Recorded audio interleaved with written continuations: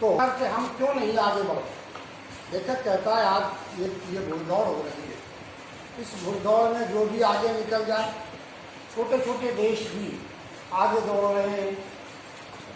America, France, तुर्की सब तेजी से दौड़ रहे हैं। लेखक कहता है और काठियावाड़ी घोड़ा जो होता है वो देखने में तो बड़ा लंबा चौड़ा होता है, लेकिन चलने में अड़ियल होता है। अगर एक बार चल गया तो फिर कितनी तेज जाएगा कोई नहीं कहेगा, तो अड़ियल होता है। इसी तरीके से लेखक कहता है कि वो पहले तो टाप से मिट्टी खोदता रहेगा खड़े खड़े, यानी चलने का उपक्रम करेगा, चलेगा नहीं, और चलेगा तो फिर हो सकता है कि सवार के नियंत्रण के बाहर हो जाए। तो लेखक कहता है कि हम वही काठियावाड़ी घोड़े की तरह से जो कहते ज़्यादा हैं करते कम। आप अखबारों में देखिए सरकारों की तरफ से, अधिकारियों की तरफ से बड़े बड़े दावे किए जाते हैं, परिणाम क्या होता है? तो वही बात लेकर कहता है कि काठियावाड़ी घोड़े की तरह से टाप से मिट्टी खोदते हैं। कहने का भाव ये बखान ज़्यादा करते हैं और काम क्या कम करते हैं, यह देश का दोष है।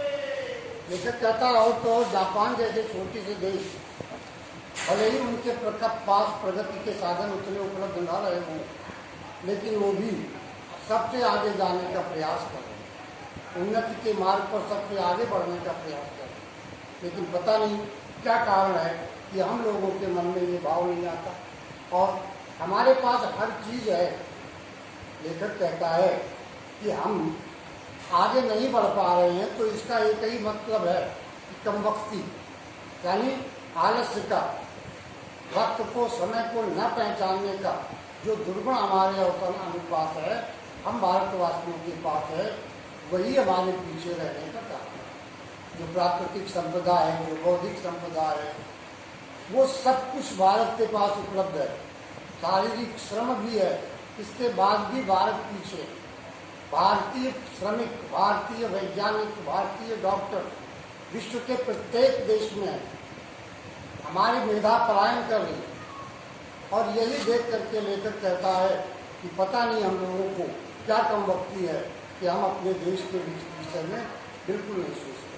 हम केवल अपने निहित स्वार्थों के लिए सोचते हैं, अपने स्वार्थ के लिए, अपनी भलाई के लिए, अपने कल्याण के लिए सोचते हैं।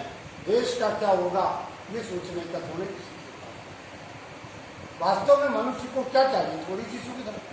अगर देश सुखी है, देश समृद्ध है, तो सुविधाएं तो अपने आप प्राप्त हो जाएंगी। जब सबके पास होंगी, सार्वजनिक होंगी, तो हमें दूंगी। आदमी भोजन उतना ही कर सकता है जितना उसका पेट हो। आवश्यकताएं जितनी होंगी उतने का ही उपभोग करे। बाकी वो सड़ाने के लिए इकट्ठा करता है, दूसरों के लिए इकट्ठा करता है। तो लेखक कहता है कि हमें भी प्रगति के मार्ग पर चलना है तो परिश्रम करना है। मुझको मेरे मित्रों ने कहा कि तुम इस विषय पर कुछ कहो कि हिंदुस्तान की उन्नति कैसे हो सकती है। भला इस विषय पर मैं क्या कहूँ? भागवत में एक श्लोक है, नदेय माध्यम सुलभम सुदुर्लभम प्लवम सुकल्पम गुरुकर्णधारम नयानुकूलेन नवासुतेरितुम उमान भवाभिम न करेत सा आत्मा। गीता में भगवान श्री कृष्ण कहते हैं कि नरदेह माध्यम, मनुष्य का जन्म बड़ा दुर्लभ है। तुलसीदास ने लिखा, बड़े भाग मानुष तन पावा सुर दुर्लभ सब ग्रंथ लिया। देवताओं को भी मनुष्य का शरीर नहीं प्राप्त होता है, ऐसा हमारे शास्त्रों में लिखा है, और हमें मनुष्य का शरीर मिला। और फिर गुरु की कृपा भी मिली, और भगवान की अनुकूलता भी मिली, और इतना सब कुछ पा करके भी अगर कोई व्यक्ति संसार सागर से पार नहीं जा सकता, तो लेखक कहता है उसे आत्महत्यारा कहना चाहिए। यह बात भले ही भगवान कृष्ण ने गीता में कही हो, लेकिन आज हिंदुस्तान की यही दशा।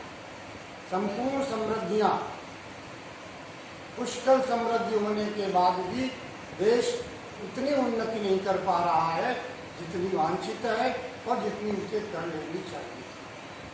ऐसा नहीं कि विकास नहीं हो रहा है, उन्नति नहीं हो रही, लेकिन जनसंख्या को देखते हुए एक श्लोक का उदाहरण देता है कि भागवत में भगवान कृष्ण ने कहा कि मेरी अनुकूलता, गुरु की कृपा और मनुष्य का शरीर, ये तीनों प्राप्त करने के बाद भी अगर व्यक्ति भवसागर से पार नहीं हो सकता, उसकी आध्यात्मिक उन्नति नहीं हो सकती, बौद्धिक उन्नति नहीं हो सकती, शारीरिक और सामाजिक विकास नहीं हो सकता, तो ऐसे व्यक्ति को आत्महत्यारा ही मानना चाहिए। आज हमारे हिंदुस्तान की यही दशा है, सभी सुविधाएं होने के बाद भी हम उन्नति नहीं कर पाते। केवल कुछ लोगों के शोषण नीति के कारण, उनकी स्वार्थपरता के कारण हमारा देश जो है वो आगे नहीं बढ़ रहा है। इसको पूरा करके रखिए, बाकी कल बताते हैं।